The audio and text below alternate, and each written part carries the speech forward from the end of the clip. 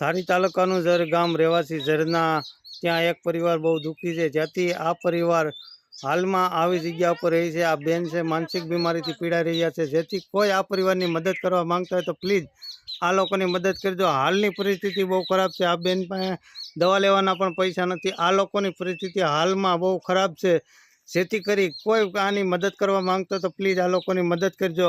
હાલની પરિસ્થિતિ બહુ ખરાબ છે, જેથી કરી આ વિડીયોને બને એટલો શેર કરજો મારા વાલા, જેથી આ તમારા એક શેર કોઈ લાઈક કોઈની જિંદગી બદલી શકે છે। પ્લીઝ આ લોકોની મદદ કરજો અને બનતી કોશિશ લગી મારા વાલા આ વિડીયોને શેર કરજો। હાલની આ પરિસ્થિતિમાં લોકો રહી છે અને હાલની પરિસ્થિતિ બહુ ખરાબ છે, જે તમે જોઈ શકો છો મિત્રો। આ બધા વિડીયો હાલની આ લોકોની પરિસ્થિતિ બહુ જ ખરાબ છે। આ બેન માનસિક બીમારીથી પીડાઈ રહ્યા છે, જેથી કરી આ તેમનું મકાન છે, તમે જોઈ રહ્યા છો હાલની પરિસ્થિતિ આ લોકોની।